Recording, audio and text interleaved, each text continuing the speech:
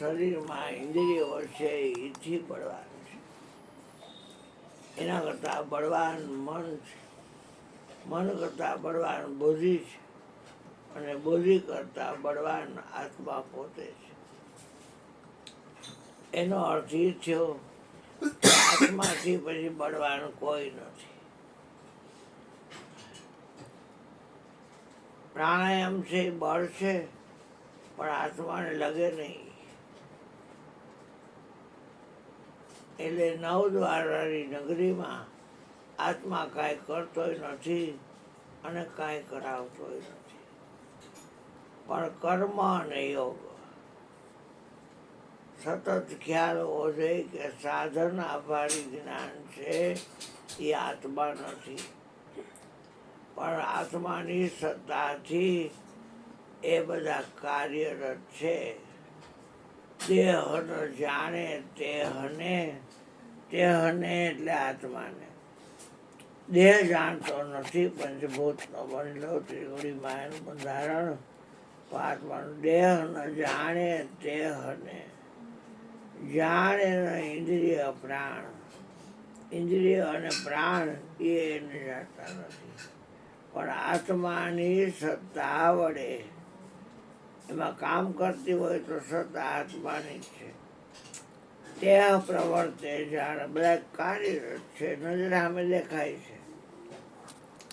લોહચુંબકની આજુબાજુમાં લોખંડી પદાર્થો બધા ગોઠવો તો તમે જોવો એમ એ પદાર્થો પોતાની જગ્યા છોડી અને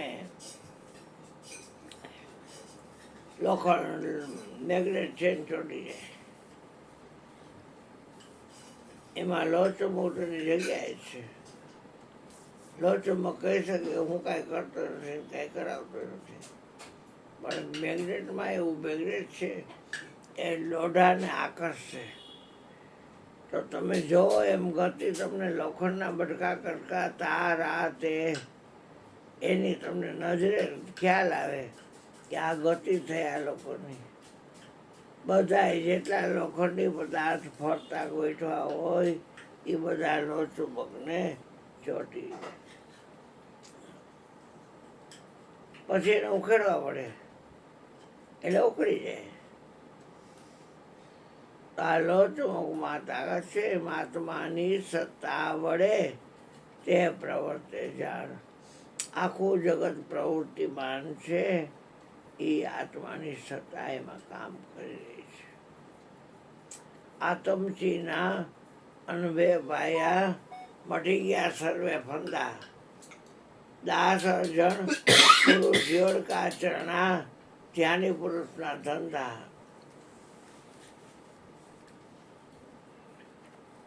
તીખું કાંઈ ખાવું નહીં બેટા તારે. થોડું ધ્યાન રાખવું પડે તારા શરીરનું તારે બેટા. અને આમાં ફાંકીઓ બધા લીધા કરે, કોઈની કેવી ફાંકી, કોઈની કેવા ફાંકી. કાલે તું કે ગરામ બને છે, ગરામ